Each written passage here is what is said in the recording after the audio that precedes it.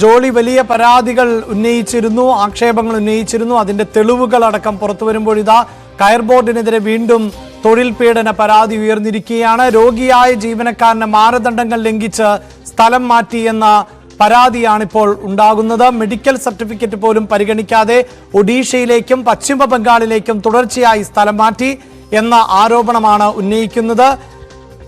സുനിൽ കുമാർ CP-യുടെ മകൻ ആണ് ഇത്തരത്തിൽ, ജീവനക്കാരനായ സുനിൽ കുമാർ CP-യുടെ മകനാണ് ഇത്തരത്തിൽ വിമർശനം ഉന്നയിക്കുന്നത്. എറണാകുളം ജനറൽ ആശുപത്രി, കളമശ്ശേരി മെഡിക്കൽ കോളേജ് എന്നിവിടങ്ങളിൽ നിന്ന് ആരോഗ്യനില സംബന്ധിച്ച അനുകൂല റിപ്പോർട്ട് ലഭിച്ചിരുന്നു. എന്നാൽ അത് അംഗീകരിക്കാൻ കയർ ബോർഡ് തയ്യാറാകുന്നില്ല.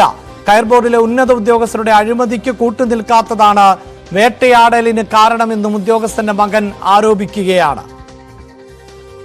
എൻ്റെ അച്ഛൻ ഓൾറെഡി ഇപ്പോൾ കയർ ബോർഡിൽ ഓൾമോസ്റ്റ് ഒരു 10 ഇയേഴ്സിൻ്റെ മുകളിൽ ആയി വർക്ക് ചെയ്യാൻ തുടങ്ങുന്നു. അപ്പോൾ സ്റ്റാർട്ടിങ്ങിൽ തന്നെ പുള്ളിക്ക് ഭുവനേശ്വർ ഒഡീഷയിലേക്ക് ഒരു ട്രാൻസ്ഫർ കൊടുത്തായിരുന്നു. അപ്പോൾ ഈ ഒഡീഷയിലുള്ള സമയത്ത് തന്നെ ഒരു ചെറിയൊരു സ്ട്രോക്ക് പോലെ വന്നിട്ട് കയ്യിനും കാലിനും ചെറുതായിട്ടൊരു പ്രശ്നമുണ്ടായിരുന്നു. അത് കഴിഞ്ഞിട്ട് 2019 വേറൊരു മേജർ സ്ട്രോക്ക് പോലെ വന്നു. പിന്നെ കഴിഞ്ഞ 2024 തുടക്കത്തിലും സ്ട്രോക്ക് പോലെ വന്നു. അപ്പോൾ ഇത് സംഭവം എന്താണെന്ന് വെച്ച് കഴിഞ്ഞാൽ ഇവിടെ കുറേ ഈ പറഞ്ഞ കുറേ ഹയർ ഒഫീഷ്യൽസിൻ്റെ ഹൈലി കറപ്റ്റഡാണ്, എക്സ്ട്രീംലി കറപ്റ്റഡായിട്ടുള്ള ഒഫീഷ്യൽസ് പറയണ അവരുടെ ഒപ്പം നിൽക്കണില്ല എന്ന് പറയുന്ന ഒറ്റ കാരണം കൊണ്ടാണ് ഈ ട്രാൻസ്ഫർ ചെയ്യണത്. അപ്പോൾ ഇപ്പോൾ അച്ഛൻ്റെ കേസ് പറയാനാണെങ്കിൽ കഴിഞ്ഞ 6 മാസം മുമ്പ് കൊൽക്കത്തയിലേക്ക് ഒരു ട്രാൻസ്ഫർ ഓർഡർ വന്നു.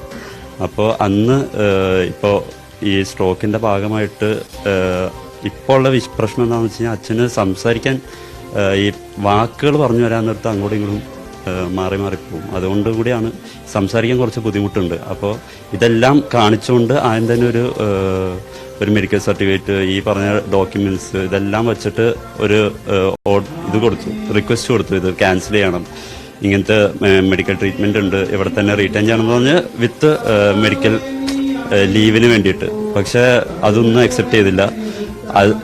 അത് കഴിഞ്ഞിട്ട് അവർ പറഞ്ഞാണ് ഈ പറഞ്ഞ പോലെ മെഡിക്കൽ ബോർഡ് എറണാകുളം ജനറൽ ഹോസ്പിറ്റലിലേക്കാണ് ആദ്യം ഈ ജോളി മാഡത്തിൻ്റെ അതേ ദിവസം തന്നെയാണ് അച്ഛനെയും വിട്ടത്. ജനറൽ ഹോസ്പിറ്റലിൽ പോയി അവിടെ നിന്ന് റിപ്പോർട്ട് വന്നാൽ അച്ഛന് അനുകൂലമായിട്ട് തന്നെ റിപ്പോർട്ട് വന്നു. അതും പറ്റിയില്ല. അത് കഴിഞ്ഞിട്ട് അവർ പറഞ്ഞു ഇതിൻ്റെ മുകളിലേക്ക് എറണാകുളം മറ്റേ മെഡിക്കൽ കോളേജ് കളമശ്ശേരിയിലേക്ക് പോകണം, അവിടെ അഡ്മിറ്റ് ചെയ്ത് അത് ഈ പറഞ്ഞ ഈ ഒരു 6 മാസത്തേക്ക് ശമ്പളം കട്ട് ചെയ്തു. ഇത് നമ്മളൊരു മെഡിക്കൽ റിക്വസ്റ്റ് കൊടുത്ത് മെഡിക്കൽ ലീവ് പരിപാടി കൊടുത്ത് ആദ്യം തന്നെ ശമ്പളം അങ്ങോട്ട് കട്ട് ചെയ്ത് പറഞ്ഞു ഒന്നുമില്ല. വാർത്തയുടെ വിശദാംശങ്ങളുമായി ഡാനി ചേരുന്നു. ഡാനി, നേരത്തെ ജോളിക്കുണ്ടായ ദുരവസ്ഥ അത് തന്നെ ചട്ടങ്ങൾ ലംഘിച്ചാണ് എന്ന വാർത്തയാണ് ആജ്ഞ റിപ്പോർട്ട് ചെയ്തുകൊണ്ടിരുന്നത്. ഇപ്പോഴിതാ സമാനമായൊരു പരാതി വീണ്ടും ഉന്നയിക്കുന്നു.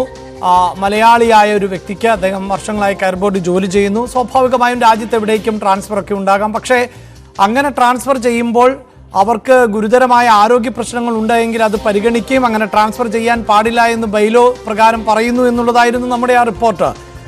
അതിനോട് ചേർത്ത് വെക്കുന്ന വാർത്ത തന്നെയാണ് ഇപ്പോൾ പുറത്തു വരുന്നത്. ഇത്തരം സംഭവങ്ങൾ ആവർത്തിക്കപ്പെടുന്നു, അതായത് മേലുദ്യോഗസ്ഥരുടെ അഴിമതിക്ക് കൂട്ടുനിൽക്കുന്നില്ല എങ്കിൽ ഇതായിരിക്കും സാഹചര്യമെന്ന മട്ടിലുള്ള വാർത്തകളും റിപ്പോർട്ടുകളുമല്ലേ ഇപ്പോൾ കൂടുതലായി പുറത്തു വരുന്നത്.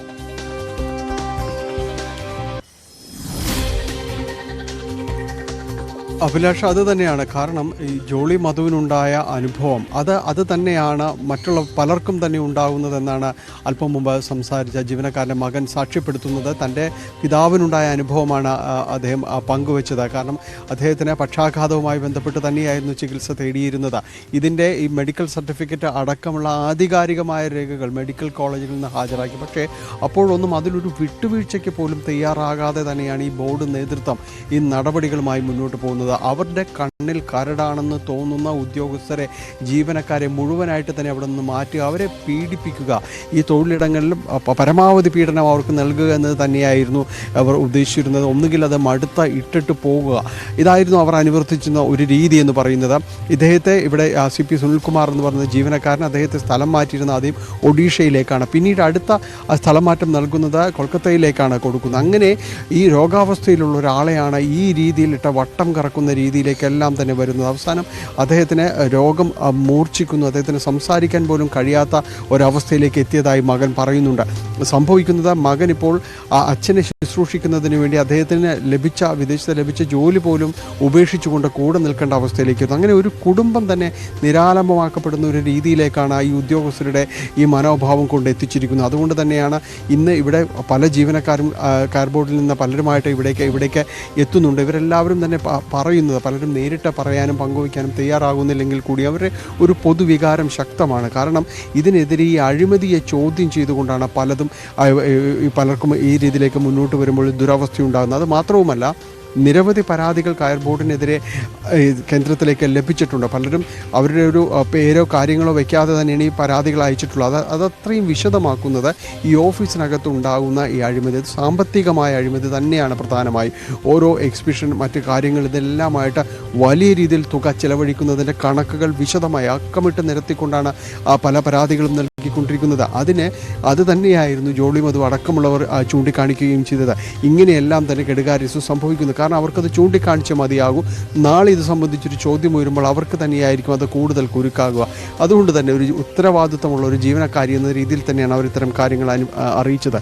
അതിന് കിട്ടിയ പ്രതിഫലമായിരുന്നു ഈ രീതിയിലുള്ളൊരു സ്ഥലം മാറ്റം അടക്കമുള്ള കടുത്ത ശിക്ഷാ നടപടികൾ. അതിൻ്റെ മറ്റൊരു ഉദാഹരണമാണ് അല്പം മുമ്പ് സംസാരിച്ച CP സുനിൽകുമാറിൻ്റെ മകൻ സിദ്ധാർത്ഥും ഇത്തരം കാര്യങ്ങൾ പങ്കുവയ്ക്കുന്നത്. ഇതൊരു തുടർ കഥയാണ് അതിനകത്തെ എന്ന് പറയുന്നു. കാരണം ഇത് കാര്യങ്ങൾ ചോദ്യം ചെയ്താൽ ഉടൻ നടപടി ഉണ്ടാകുന്ന രീതിയിലേക്കാണ്, ശിക്ഷാ നടപടി എന്ന രീതിയിലേക്ക് മറ്റ് പലയിടങ്ങളിലേക്ക് അവർ സ്ഥലം മാറ്റുന്നു. അതായത് ആരും ശബ്ദിക്കരുത്, അവർക്കെതിരെ ആരും ശബ്ദിക്കരുത് എന്ന രീതിയിൽ തന്നെയാണ് ചെയർമാൻ അടക്കമുള്ളവർ മുന്നോട്ട് പോകുന്നത്. അതുകൊണ്ട് ജീവനക്കാർക്ക് അവിടെ പിടിച്ചു നിൽക്കാൻ കഴിയാത്തൊരവസ്ഥയിലേക്ക് കാര്യങ്ങൾ നീങ്ങുകയാണ് എന്നതാണ് ഇവിടെ എത്തുന്ന മറ്റു ജീവനക്കാർ പറയുന്നത്. ഈ നടപടിക്കെതിരെ പ്രതിഷേധം അതിശക്തമാവുകയാണ്. ഇന്നും അവിടേക്ക് മാർച്ചും അടക്കമുള്ള കാര്യങ്ങൾ നടക്കുന്നുണ്ട്, കഴിഞ്ഞ ദിവസങ്ങളിലുണ്ടായിരുന്നത്. അതുകൊണ്ട് തന്നെ കൂടുതൽ തൊഴിലാളി സംഘടനകൾ ഈ രീതിയിലേക്ക് വിഷയത്തിലേക്ക് ഇടപെട്ടിട്ടുണ്ട്. നിലവിൽ MSME ഒരു അന്വേഷണം പ്രഖ്യാപിച്ചിട്ടുണ്ട്. അന്വേഷണം ഒരു ഭാഗത്ത് തുടരുന്നുണ്ട്. ഏതായാലും ഇക്കാര്യങ്ങളിലെല്ലാം കടുത്ത നടപടികൾ വേണമെന്നാണ് ആവശ്യപ്പെടുന്നത്.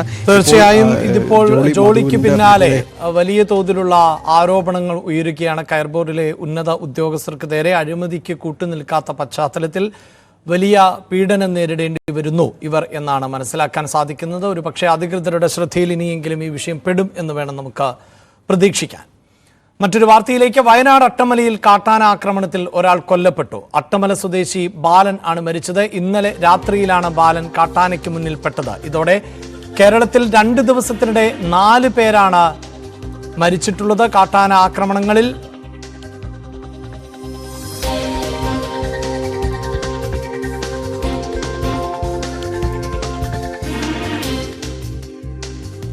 മറ്റൊരാൾ കൂടി കാട്ടാന ആക്രമണത്തിൽ കൊല്ലപ്പെട്ടിരിക്കുന്നു. ഇപ്പോൾ CK നൂറുദ്ദീൻ മേപ്പാടി പഞ്ചായത്ത് അംഗമാണ് അദ്ദേഹം.